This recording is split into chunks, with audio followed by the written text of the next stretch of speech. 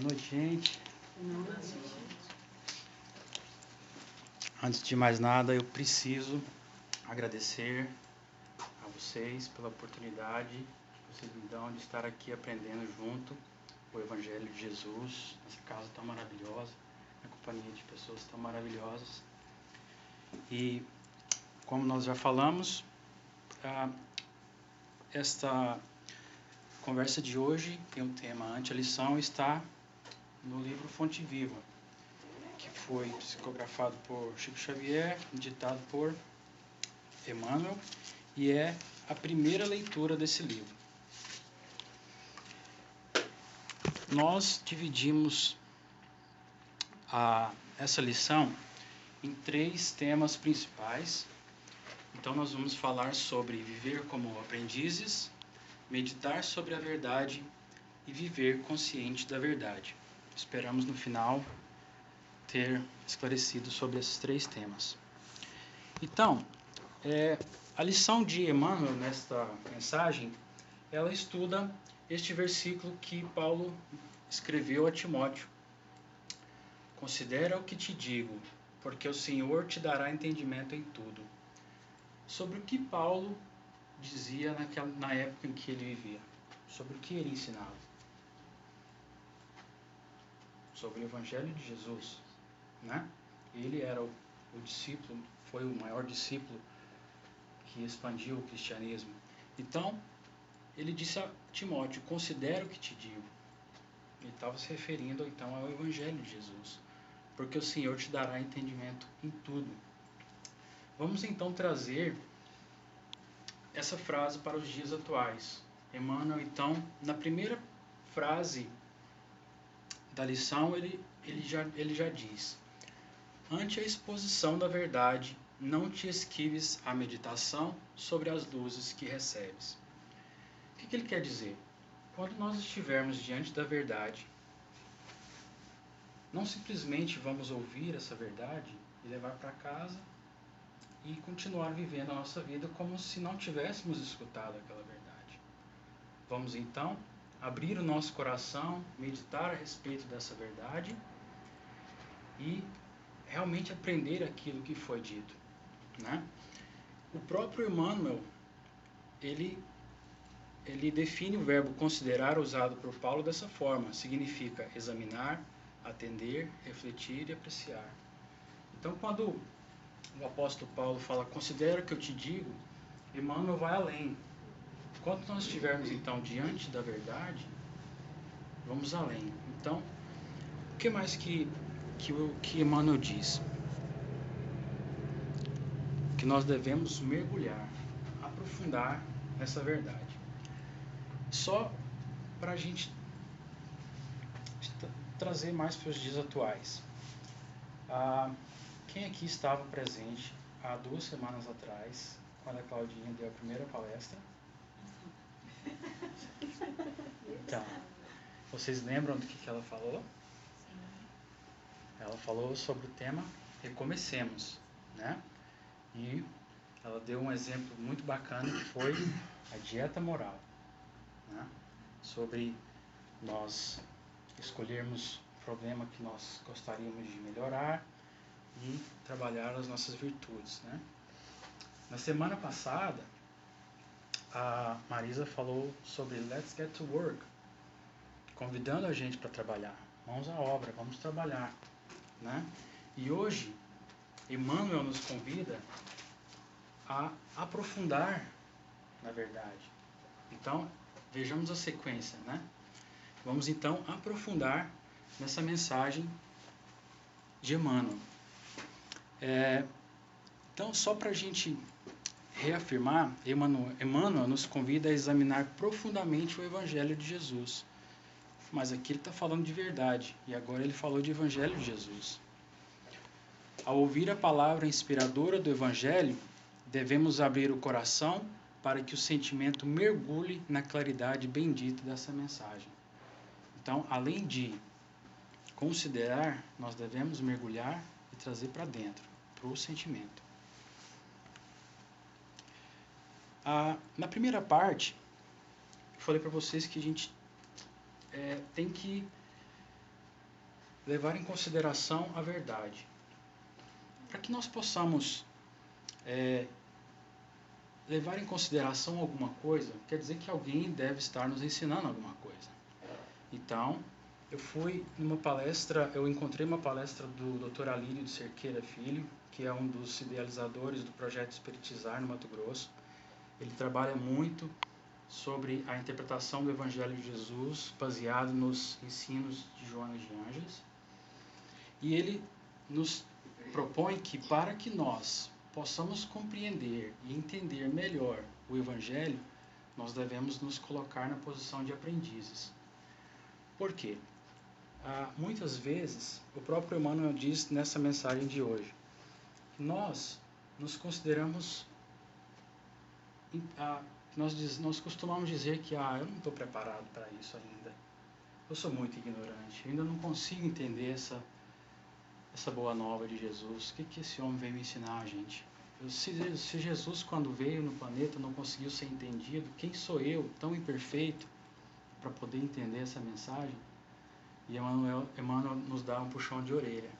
Ele fala que nós não conseguimos entender a boa nova por causa das leviandades e das distrações. Isso quer dizer que nós estamos, então, nos dedicando a outras coisas, há mais tempo a outras coisas, e não estamos aprofundando o quanto poderíamos fazer, sempre um pouco mais, com relação ao Evangelho de Jesus, né? E a primeira condição, quando você se coloca na condição de aprendiz, disposto a entender um pouco mais sobre o Evangelho de Jesus, sobre a verdade, a humildade é necessária. Porque acho que vocês já tiveram essa experiência, eu já tive essa experiência de chegar numa aula e falar, esse professor é muito difícil, não consigo entender, não. Aí você não presta atenção e você não para ouvir, porque cada professor, cada pessoa tem uma maneira de se expressar, de falar. Quando você usa a humildade, fala, não, espera, eu vou ouvir o que ele tem para me falar, e se eu não conseguir entender tudo, eu vou buscar outros recursos para poder entender melhor aquele assunto, né? Então, para ser um aprendiz, um dos objetivos que um aprendiz deve observar é agir com humildade e apreender a verdade. Qual que é a diferença de aprender e apreender a verdade? Então você está lá, quem aqui, por exemplo, quando era criança, já enfiou o dedo na tomada e tomou um choque? Eu fiz isso. Então, mas antes de enfiar o dedo na tomada, com certeza alguém deve ter falado, não coloque o dedo na tomada que você vai tomar um choque. Então quando você coloca o dedo na tomada, você fala, mas a minha mãe disse que isso dá um choque. Será que dá mesmo? Então você já sabe daquilo. Aí quando você coloca o dedo, que você toma um choque, é verdade, agora eu tenho certeza. Então você agora considerou, não, realmente aprendi a verdade, né? É a mesma coisa de eu chegar aqui e dizer para vocês, gente, Deus é amor. O seu sofrimento é consequência das suas escolhas. Vocês vão simplesmente acreditar em mim ou vocês vão procurar apreender essa verdade, né? Então, o convite de Emmanuel nessa mensagem de hoje é esse, vai além da verdade que está sendo exposta. Porque qual o objetivo de aprender sobre, neste caso estamos nos referindo ao Evangelho. O terceiro item, desenvolver virtudes. Vamos dar um exemplo. Uma pessoa reencarna em uma família muito pobre. E mesmo com tanta dificuldade, com tantos problemas, ele consegue levar uma vida feliz, cheia de amor e compartilhando o pouco que ele tem. Isso podemos chamar de expiação, porque ele foi exposto diante de uma dificuldade e mesmo assim, seguindo as leis divinas, ele conseguiu viver naquela condição e ainda conseguiu aprender com aquela lição. Então essa pessoa desencarna E numa próxima reencarnação, como que a gente vai saber se ele realmente aprendeu a ser humilde naquela encarnação anterior, por exemplo? Vamos dar a ele riqueza, poder. Aí agora vem a prova. Essa pessoa, então, ela nasce numa família rica, de influência, e pode utilizar aqueles bens, aquele poder, em benefício de todos que estão ao seu redor. Um exemplo engraçado, não sei se é engraçado, mas vamos dizer que essa pessoa torne-se presidente dos Estados Unidos. O que essa pessoa pode fazer com tanto poder, com tanta influência? Ele tem o poder e a influência. Isso foi só um exemplo, gente, não é nada pessoal. Só para a gente poder entender assim que aquela pessoa que uma vez teve uma reencarnação tão pobre, foi colocada numa situação de humildade, vamos ver se ele realmente aprendeu. Se sim, quando ele tiver uma condição melhor, se com pouco ele foi capaz de repartir, imagina com muito que ele não seria capaz de fazer. Se ele não aprendeu aquela lição, quer dizer que ele vai ter que testar mais uma vez, passar por uma nova avaliação, até aprender aquela lição.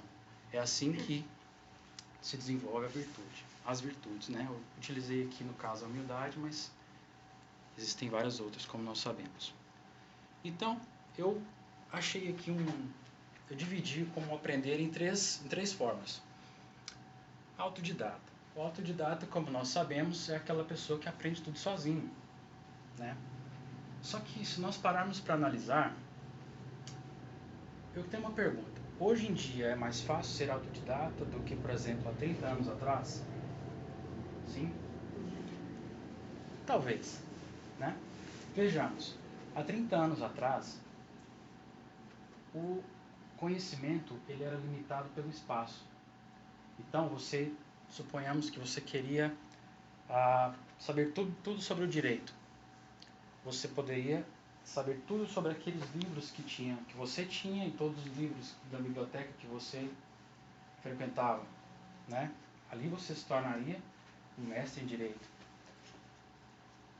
Mas, hoje em dia, não temos mais essa limitação de espaço. Nós temos à disposição com a internet os melhores conteúdos sobre qualquer assunto. Basta você acessar a internet. Então, a vantagem de hoje você tem mais conteúdo, mas você precisa ter um foco. Então, sim, nesse caso, é mais fácil ser um autodidata, porque com a internet você tem os melhores conteúdos nas suas mãos ali, né? Então, a vantagem de hoje é que você tem mais amplitude, né, de conhecimento. E a desvantagem é que você pode se perder nesse caminho se você não tiver o foco. E você também pode aprender através de um mentor. Qual a vantagem do mentor? Por exemplo, eu sempre quis aprender violão. Nunca tive um professor. Eu consegui tirar ali alguns acordes, mas eu cheguei num ponto que eu não aprendo mais. Precisaria de um mentor para poder avaliar as minhas habilidades, trabalhar com elas, estabelecer um objetivo para que com as minhas habilidades e as minhas dificuldades ele me oriente e eu chegue naquele objetivo. Qual é a desvantagem do mentor? Você fica restrito àquele mentor, certo? Vamos dar um exemplo do apóstolo Paulo. Quem aqui já leu Paulo e Estevão? Então, Paulo, antes de se tornar Paulo, ele era Saulo. Ele era um doutor da lei, muito respeitado, muito sábio. E ele tinha um mentor, que era Gamaliel. Após a sua conversão ao cristianismo, várias coisas aconteceram na sua vida. Quando então ele se tornou um verdadeiro discípulo de Jesus, ele teve outro mentor. Quem lembra que mentor é esse?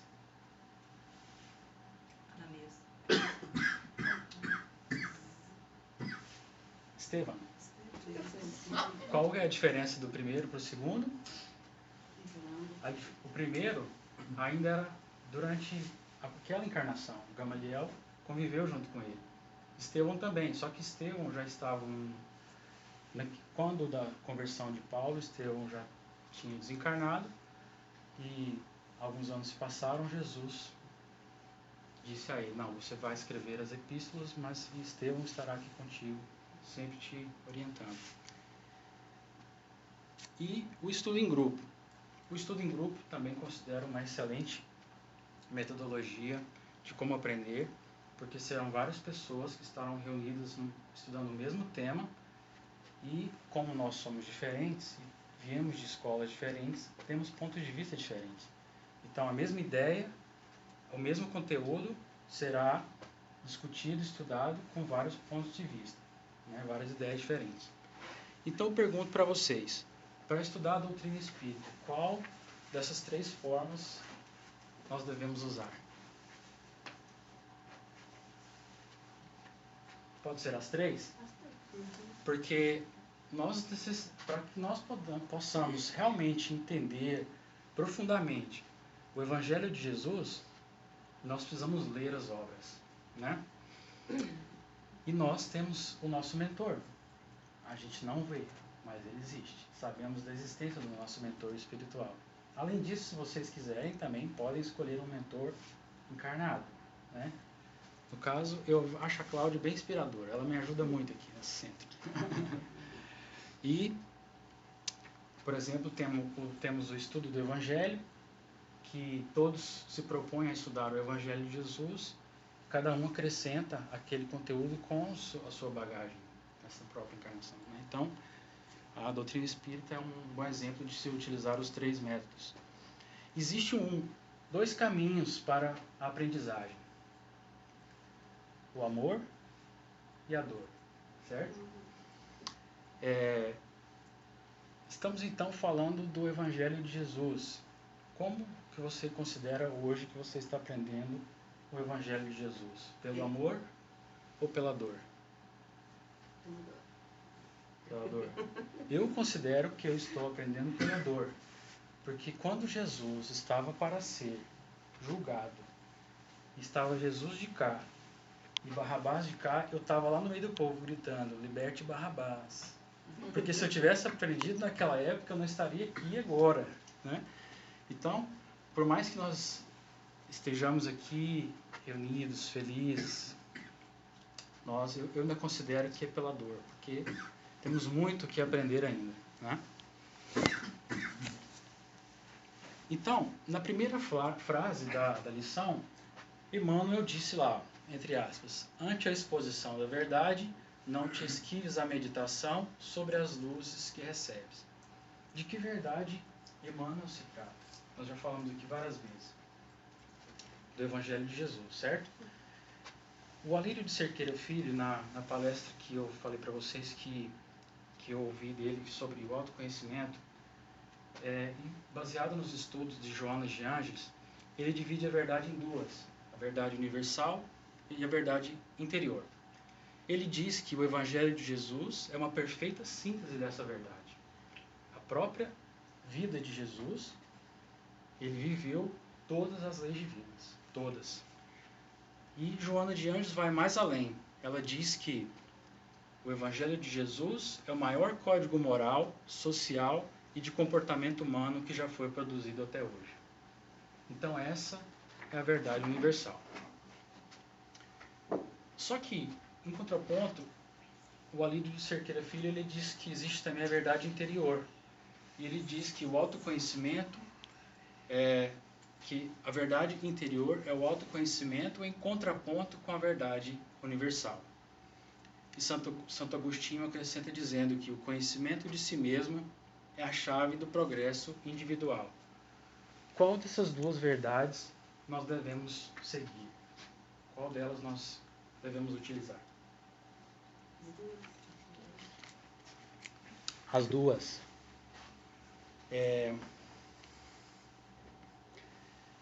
Qual que é a importância, então, do autoconhecimento? Primeiro, o Alírio, ele fala que quando, se eu não me engano, ele é um psiquiatra, eu acho. Quando ele chega nos pacientes dele e pergunta: quem é você? Aí a pessoa responde: eu sou o Bruno, gosto de arroz, gosto de moto e gosto de música. Mas eu não perguntei do que você gosta, eu perguntei quem é você. O verbo é diferente, né? Então, ele sugere que nós temos primeiro que saber quem somos nós. Quem sou eu? O que eu estou fazendo aqui? Aonde eu quero chegar? Né? Esse é o convite que ele fala para que você se conheça. Quando você achar que se conhece, você acha que é suficiente? Não, eu sou o Bruno, eu tenho algumas virtudes e tenho alguns vícios. Aí vem uma segunda etapa, a reforma íntima. Porque afinal, nesse estágio que nos encontramos, nós não somos perfeitos. Então, aqueles vícios, aqueles problemas, nós precisamos melhorar. Como que eu vou saber se eu tenho mais virtudes ou mais vícios? Se eu estou perfeito ou se eu estou imperfeito? Contraponto com a verdade universal. Quando você utiliza a sua verdade, a sua experiência, o teu conhecimento e compara com a verdade universal, você vai saber se você está indo no caminho certo ou no caminho errado. Certo? Massa, né? Gostei disso. Então, a terceira parte, viver consciente da verdade. Primeiro falamos sobre que devemos nos colocar numa condição de aprendizes, saber sobre a verdade e viver consciente dela. O Alírio, ele sugere que para que nós vivamos consciente da verdade, existem 3 estágios: o saber, o sentir e o viver. Certo? Então, agora nós já sabemos das 2 verdades. Por que eu vou escolher então o Evangelho de Jesus como verdade universal? Porque nós sabemos que no decorrer da história nós tivemos vários profetas, muitos deles muito admiráveis e que nós devemos realmente um grande respeito, porque nós só chegamos aqui neste momento baseado nos estudos que foram feitos no passado. O próprio Haroldo, ele faz um estudo baseado nos escritos originais daquele tempo, né? Ele mesmo fala que nós devemos respeitar e admirar todos esses outros profetas, como Abraão, que foi o primeiro líder do povo hebreu, depois vem Moisés, depois vem Jesus, e depois Jesus, Maomé, né, que também seguiu as mesmas escrituras, e hoje o Espiritismo. Mas por que então devemos escolher Jesus diante de todos esses? E o apóstolo João, capítulo 14, versículo 16, ele escreveu que Jesus lhe diz: eu sou o caminho, a verdade e a vida. Então, nós estamos aqui hoje para considerar o que eu te digo. Foi o que Paulo disse naquele versículo inicial, né? Ante a verdade, medite sobre a verdade. Já tem tarefa de casa. Algumas traduções dizem que Jesus falou: eu sou o caminho, da verdade e da vida. Qual está certo? Essa é a tarefa de casa para vocês, certo? Eu utilizei essa porque essa é o que está no Novo Testamento, traduzido por Haroldo, que ele traduziu direto do grego. Lá está escrito: eu sou o caminho e a verdade e a vida. Por isso que está aí. Mas o importante é que Jesus é a verdade universal, né? E Emmanuel, Allan Kardec também teve essa mesma pergunta. Ele perguntou aos espíritos na questão 625: qual o tipo mais perfeito que Deus tem oferecido ao homem para lhe servir de guia e modelo? Jesus. Então, como verdade universal, nós estamos conscientes de que Jesus é a verdade universal. Podemos segui-lo, que vamos chegar à felicidade, que é o nosso objetivo, né? E sobre a verdade interior. Como o autoconhecimento pode ajudar-me a evoluir? O Livro dos Espíritos, questão 919. Qual o meio prático mais eficaz que tem o homem de se melhorar nesta vida e de resistir à atração do mal? Os Espíritos então respondem, se eu não me engano, eu não tenho certeza, mas eu acho que é Santo Agostinho. Um sábio... Santo Agostinho. Um sábio da antiguidade vou-lo disse, conhece-te a ti mesmo. E mais uma prova é no Evangelho segundo o Espiritismo, no capítulo 5, item número 5. Espíritas, amai-vos, este é o primeiro ensinamento. Instruí-vos, este é o segundo. No cristianismo encontram-se todas as verdades. Espírito da verdade. É assim que o autoconhecimento, então, vai nos ajudar a melhorar nesta vida, a fazer um contraponto com a verdade universal, e então podemos evoluir. Mais um exemplo, mais uma vez, utilizando Paulo como exemplo, nós falamos que ele teve 2 mentores, né? Semana passada, a Marisa fez um resumo bem legal da vida de Paulo, e eu gostaria de enfatizar uma parte dessa história de Paulo. Após o seu encontro com Jesus no caminho de Damasco, ele não virou um homem bom de um dia para o outro, né? Ele passou um tempo no deserto, fazendo uma reforma íntima. Ele foi testado várias vezes porque antes, durante Saulo, ele era um doutor da lei. Ele tinha poder, ele era arrogante, ele era violento. Depois ele perdeu tudo, ele abriu mão de tudo. Não tomaram isso dele, ele abriu mão de tudo isso. Então, ele foi testado várias vezes, ele perdeu toda a sua família, ele foi violentado fisicamente, né? E até então, ele ter certeza do que era a verdade dele. E ele pôde então ter certeza de que a verdade que ele queria para ele era a mesma de Jesus. Então houve então esse contraponto. A partir desse momento, ele estava pronto para as suas peregrinações. Foi um momento muito importante na vida de Paulo, foi um momento de verdadeiro autoconhecimento.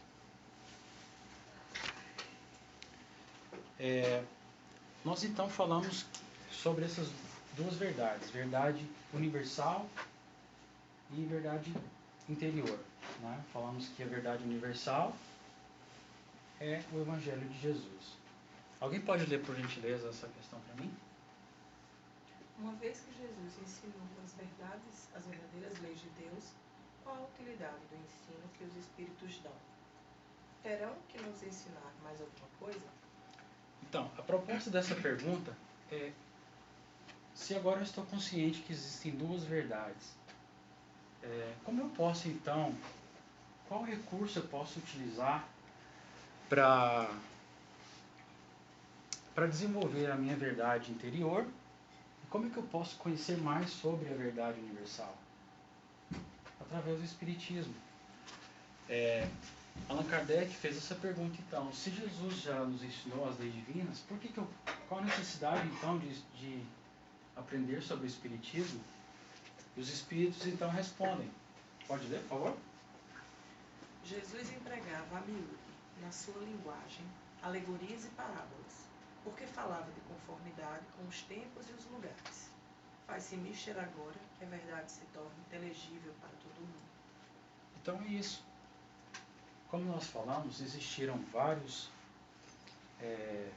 profetas na história da humanidade.